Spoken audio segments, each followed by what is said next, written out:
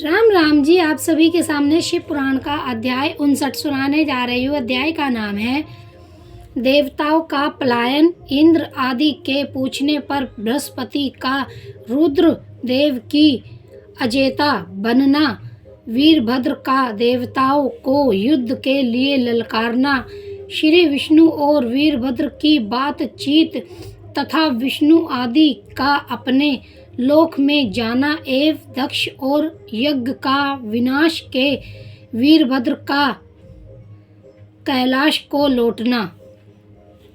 ब्रह्मा जी कहते हैं, नारद, उस समय देवताओं के साथ शिव गणों का घोर युद्ध आरंभ हो गया। उसमें सारे देवता पराजित हुए और भागने लगे एवं एक दूसरे का साथ छोड़कर स्वर्ग लोक में चले गए। उस समय केवल महाबली इंद्र आदि लोकपाल ही उस दौरान समग्र में धैर्य धारण करके उत्सव पूर्वक खड़े हुए। तदनंतर इंद्र आदि सब देवता मिलकर उस संग्राम गण में बृहस्पति जी को विनीत भाव से नमस्कार करके पूछने लगे। लोकपाल बोले, गुरुदेव बृहस्पति तात महाप्रयाग दयानिधे, शीघ्र बताइए।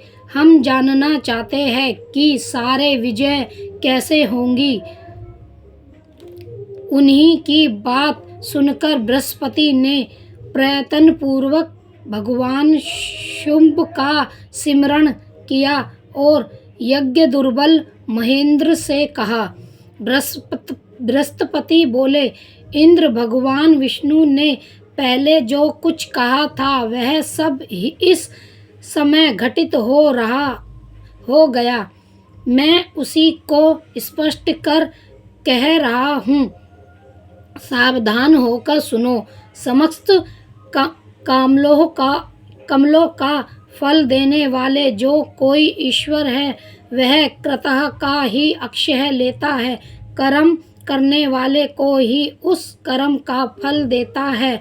जो कर्म करता ही नहीं उसको फल देने में वह सब समर्थ नहीं है। अतः जो ईश्वर को जानकर उसका अक्षय लेकर समस्त कर्म करता है उसी को उस कर्म का फल मिलता है। इंद्रदेव ही को नहीं, इस मंत्र न अक्षोदित न समस्त अभिचिंतक कर्म, न लौकिक पुरुष, न कर्म, न वेद, न पूर्व और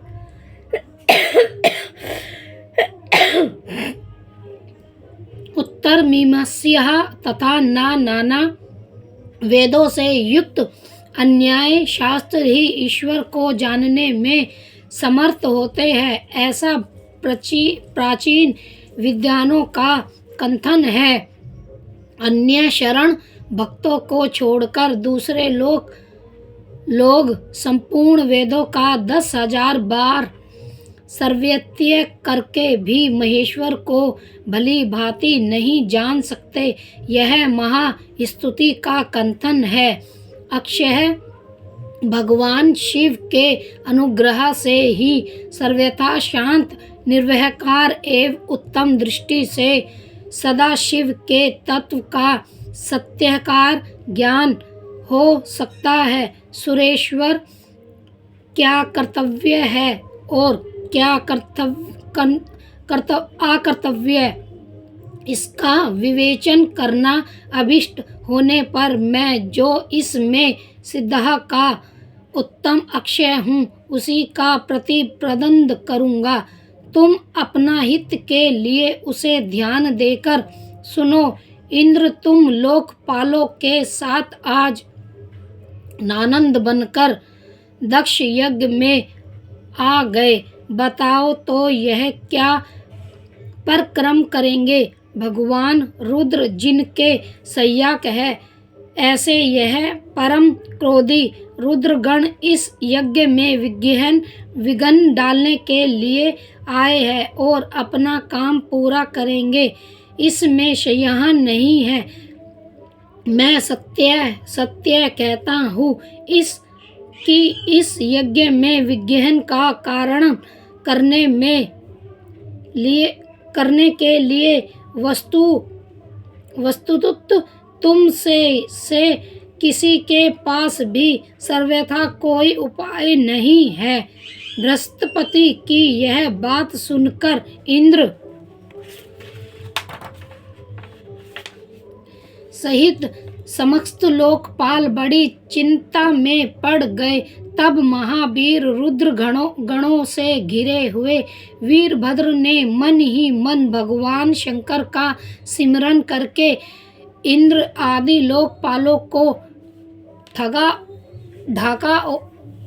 ठागा और इसके पश्चात रुद्र गणों के नायक वीरभद्र ने रोक्ष से भरकर तुरंत ही संपूर्ण देवताओं को दिखे बाणों से घायल कर दिया। उन बाणों की चोट खाकर इंद्र आदि समस्त सुरेश्वर भागते हुए दसों दिशाओं में चले गए। जब लोकपाल चले गए और देवता भाग खड़े हुए, तब वीरभद्र अपने गणों के साथ यज्ञशाला के समीप गए। उस समय वह विद्यमान समस्त ऋषि अत्यंत भयभीत हो परमेश्वर श्री हरि से रक्षा की प्रार्थना करने के लिए सहसा नमस्कार हो शीघ्र बोले, देव रामनाथ सर्वेश्वर महाप्रभु, आप दक्ष के यज्ञ की रक्षा कीजिए।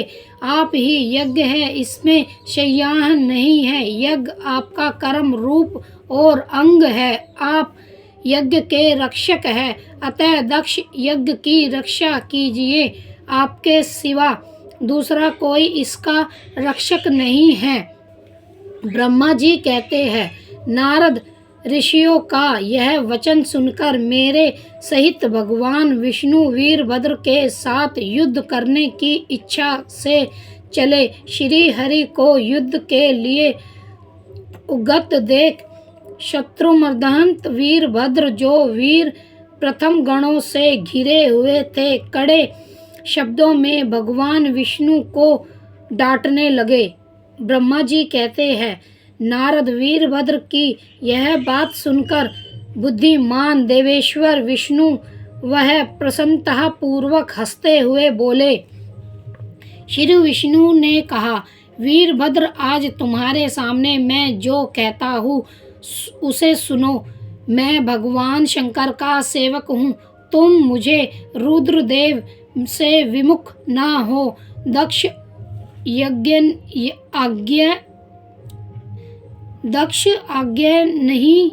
आज्ञानी है। कर्मकांड में ही इसकी निष्ठा है। इसमें मूढ़ता वंश पहले मुझसे बारंबार अपने यज्ञ में चलाने के लिए प्रार्थना की थी। मैं भक्त के अधीन ठहरा, इसीलिए चला आया। भगवान महेश्वर भी भक्त के अधीन रहते हैं। तात दक्ष मेरा भक्त है, इसीलिए मुझे यहाँ आना पड़ा है। रुद्र के क्रोध से उत्पन्न हुए वीर, तुम रुद्र तेज स्वरूप हो, उत्तम प्रताहर्त के अक्षय हो। मेरी प्रतिज्ञा सुनो, मैं तुम्हें आगे बढ़ने से रोकता हूँ। तुम मुझे रोको, परिणाम वही होगा जो होने वाला होगा। मैं पराक्रम करूँगा। ब्रह्मा जी कहते हैं, नारद, भगवान विष्णु के ऐसा कहने पर महाबाहु वीरभद्र हंसकर बोले, आप मेरे प्रभु के प्रिय भक्त है, यह जानकर मुझे बड़ी प्रसन्नता हुई है। इतना कहकर गणनायक वीरभद्र हंस पड़ा और विनायक से नमस्कार हो बड़ी प्रसन्नता के साथ श्री विष्णु देव से कहने लगे। वीरभद्र ने कहा, महाप्रभु, मैंने आप भावी की परीक्षा के लिए कड़ी बातें कही थी। इसी समय यथार्थ बात कहता हूँ, सावधान होकर सुनो। हरे जैसे शिव है वैसे आप है, जैसे आप है वैसे शिव है, ऐसे वेद कहते हैं। और वेदों का यह कथन शिव की आज्ञा के अनुसार ही है। रामनाथ भगवान शिव की आज्ञा से हम सब लोग उनके सेवक ही है। यद्यपि मैंने जो बात कही है वह इस वाद विवाद के अवसर के अनुरूप ही है। आप मेरी हर बात को आपके प्रति आदर के भाव से ही कही गई समझिए। ब्रह्मा जी कहते हैं, वीरभद्र का यह वचन सुनकर भगवान श्री हरि हंस पड़े और उसके लिए हितकर वचन बोले। श्री विष्णु ने कहा, महावीर तुम मेरे साथ निष्कर होकर युद्ध करो। तुम्हारे अस्त्रों से शरीर के भर जाने पर ही मैं अपने अक्षय को जाऊंगा। ब्रह्मा जी कहते हैं, ऐसा कहकर भगवान विष्णु चुप हो गए और युद्ध के लिए कमर कसकर डट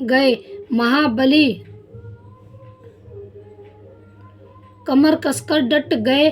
महाबली वीरभद्र भी अपनी गणों के साथ युद्ध के लिए तैयार हो गए। नारद तदनंतर भगवान विष्णु और वीरभद्र के घोर युद्ध हुआ। अंत में वीरभद्र ने भगवान विष्णु के चक्र को समस्त भीत कर दिया तथा शखंड धनुष के 3 टुकड़े कर डाले।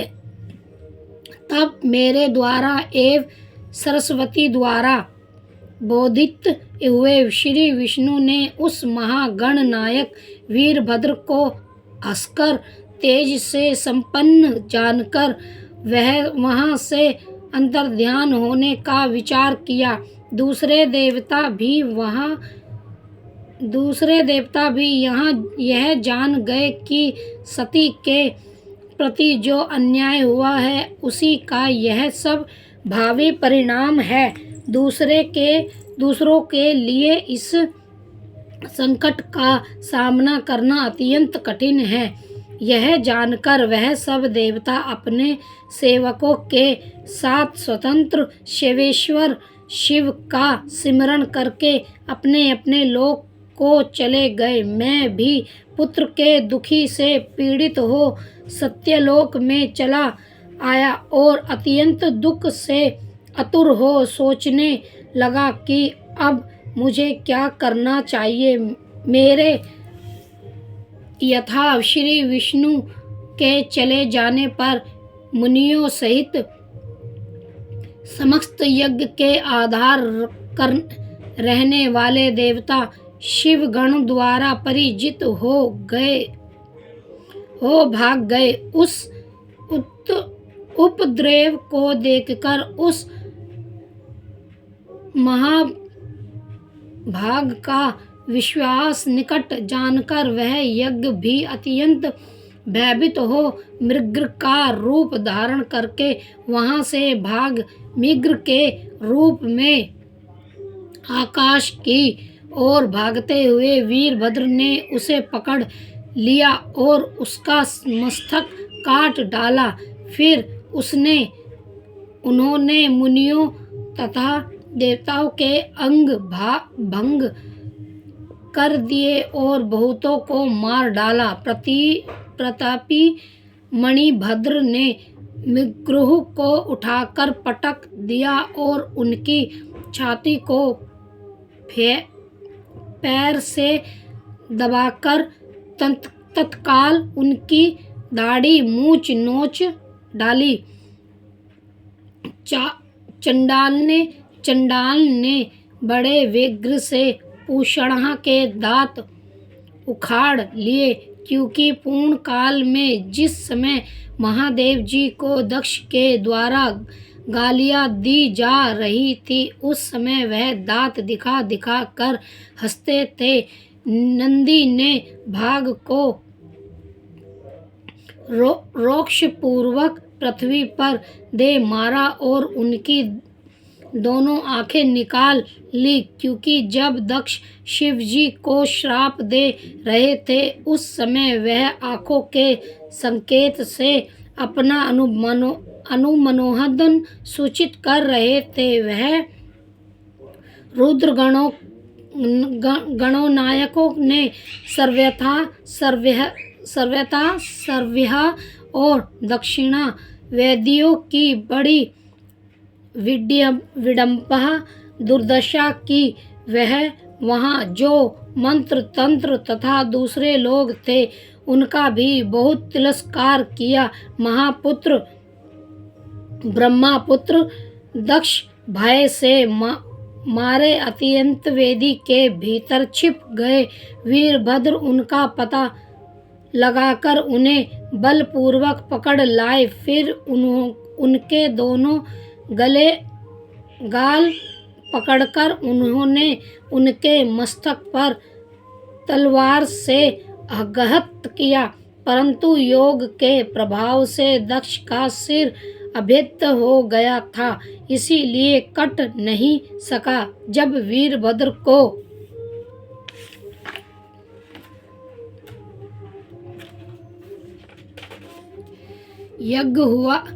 ज्ञात हुआ कि संपूर्ण अस्त्र शस्त्रों के इनके मस्तक का भेद नहीं हो सकता, तब उन्होंने दक्ष की छाती पर पैर रखकर दबाया और दोनों हाथों से गर्दन मरोड़ कर तोड़ डाली। फिर शिवद्रोही दुष्ट दक्ष के उस गणनायक वीरभद्र ने अग्निकुंड में डाल दिया। तदनंतर जैसे सूर्य घोर अंधकार राशि का नाश करके उदयचर पर आरूढ़ होते हैं, उसी प्रकार वीरभद्र दक्ष और उनके यज्ञ का विनाश करके कृतः कार्य हो तुरंत ही वहां से उत्तम कैलाश पर्वत को चले गए। वीरभद्र को काम पूरा करके आया देख परमेश्वर शिव मन ही मन बहुत संतुष्ट हुए और उन्होंने वीरभद्र प्रथम गणों का अक्षयहत बना दिया।